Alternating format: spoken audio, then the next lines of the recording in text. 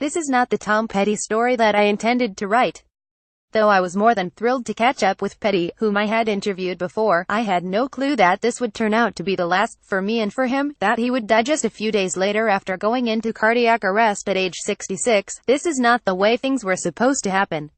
When I sat down with Petty in the outer room of the cozy but fully equipped recording studio at his home above Malibu Beach, the idea was for him to reflect on the wildly successful 40th anniversary tour he and the Heartbreakers had wrapped less than 48 hours earlier at the end of 3 sold-out nights at the Hollywood Bowl.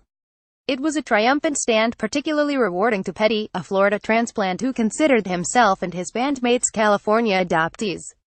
He said as much from the stage each night, noting how the Heartbreakers, although composed entirely of musicians born or raised in and around Gainesville, FLA, had been born at the Village Studios in West Los Angeles. This year has been a wonderful year for us, he said now, sipping a cup of coffee he'd just poured at 4:30 in the afternoon and sinking into the plush sofa. Above his head hung a framed illustration of his departed friend and boyhood idol George Harrison, created by artist Shepard Fairey and presented to Petty by Harrison's son, musician Donnie Harrison. "This has been that big slap on the back we never got," he said, referring to the popular, critical and financial affirmation that wasn't always apparent throughout the group's hard-working history. But he did not see it as the end. There was supposed to have been so much more to come. Should have, would have, could have come. Petty was excited about producing a second album for the upstart LA rock band he's been championing the last couple of years, The Shelters. "They've been on the road for a year and we got together recently," he said. "They played me some of their new stuff and I was just blown away." He was looking forward to continuing his involvement with the Tom Petty radio channel for the SiriusXM satellite radio service, including the show he organizes and hosts personally, Tom Petty's Buried Treasure, in which he picks songs that he loves. "I love doing my Buried Treasure show," he said, ever the rock star in his military-style jacket, loose-fitting pants and aviator shades, even while espousing fanboy sentiments. "It keeps me listening like I used to do. I always listen. I could come home and I would spend the rest of the night just lying on the floor of the sofa listening to albums. It was like a movie to me. I still do really, and doing the radio show ensures that I'll be sitting there listening." After 6 rewarding but also physically demanding months on mostly and off hardly the road, Petty was supposed to get a moment to take a deep breath, relax, and enjoy the return to domestic life with Dana, his wife of 16 years, and the rest of their family, including his 2 adult daughters, Adria and Anakim Violette, from his first marriage, Donna's son, Dylan, from her previous marriage, and their 4-year-old granddaughter, Everly Petty. Even though the notion of kicking back in a hammock sounds antithetical to everything he's ever believed in, or practiced, he said, "I just have to learn to rest a little bit, like everyone's telling me. I need to stop working for a period of time." Still, he confessed, "It's hard for me. If I don't have a project going, I don't feel like I'm connected to anything.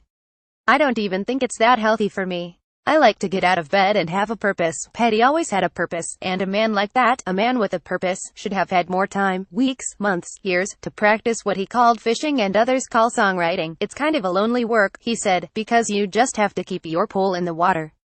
I always had a little routine of going into whatever room I was using at the time to write in, and just staying in there till I felt like I got a bite. I compare it to fishing. There's either a fish in the boat or there's not," he said with a laugh.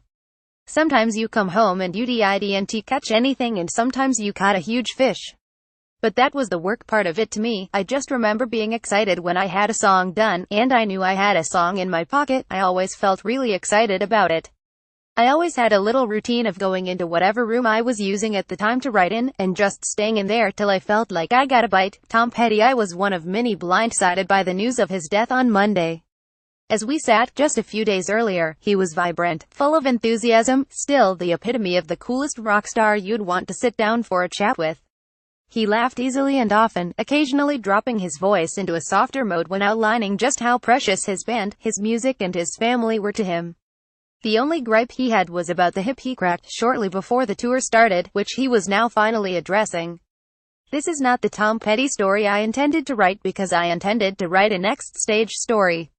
Everyone assumed, fully expected, there would be more time for this fisherman to add yet more brethren to the bevy of beloved songs that have integrated themselves into American popular culture. Classic rock staples including Breakdown, American Girl, Refugee, Even the Losers, Learning to Fly, Listen to Her Heart, Here Comes My Girl, Walls, Mary Jane's Last Dance." To go into a studio and hear a band play one of his new songs for the first time is always exciting, Petty said. And usually when they play it, it became something I hadn't even pictured. Yes, I love the studio. I love the studio as much as I love playing live, easily. I'm pretty much in one every day, and I'm still at that. Interviewed collectively backstage at the Hollywood Bowl as they prepared to saunter out into the dark, onto that stage, for the finale of their tour, the Heartbreakers, lead guitarist Mike Campbell, keyboardist Ben Montench, multi-instrumentalist Scott Thurston, bassist Ron Blair and drummer Steve Ferrone, were unanimous in their expressions of surprise that anyone might think they were ready to put the Heartbreakers into mothballs. When I visited Tench 2 days later on my way to see the head Heartbreaker, a broad smile came to his face as he quipped, "Tell Tom we should get the band back together." Petty laughed heartily when the sentiment were relayed. He would too, Petty said. "Head leave tonight, probably. You know, I love it. It's amazing that we're still doing it, and doing it well. No, this wasn't supposed to be the end of the road for Tom Petty the Heartbreakers, even though the group's namesake talked about what might cause that to happen, one day, perhaps, far down the line. If one of us went down," he said, "or if one of us died, God forbid, or got sick," letting his voice trail off at the thought of it. "We're all older now," he said softly. "Then we'd stop. I think that would be the end of it, if someone couldn't do it. Until then," he said, "there would be no talk of any proscribed retirement day, for this singer, songwriter and guitarist, or his band of brothers. On the backside of your 60s, most people aren't working," he said with an air of pride. "This keeps us young. I think it keeps me young." He was still wearing the thick beard he had grown during the tour, and he smiled through it. "When I see people I knew from earlier in life and I run into them now, they're very different than me," he added. "And they look different. I think this has kept us all thinking young and feeling young." Not that he had any near-future plans for a tour as extensive as the 53-show 40th anniversary run. "It is grueling to do a very, very long one," he said. "This was quite a long one. It's sometimes physically hard, but then the lights go down, you hear the crowd and you're all better. You feel like, okay, let's do it." Besides, Petty already seemed to have weathered his allotted bout of infirmity during August when he came down with laryngitis and had to postpone a few shows. "Did the incident spook him? Yeah, because I don't think I've missed a show in many, many years," he said. "It freaked me out so bad, because it came out of nowhere. My doctor said, 'I don't think you've been sick.' I'm looking in my records, in over 17 years, since I've seen you sick with anything. And I'm always like, I don't get sick. But stuff happens," my doctor said, "despite great evidence to the contrary. It seems you're human," he said with a laugh.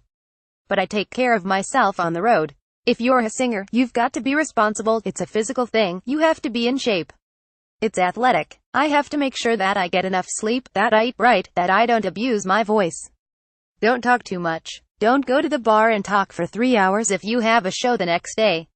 I've learned that it's just instinct. It's built into me from all the years of touring." And after 6 months on the road, Petty was supposed to get some time to forget about those rules. "Just a little. The only happy thing about being off the road is I don't have to worry about keeping myself ready to go the next day," he said.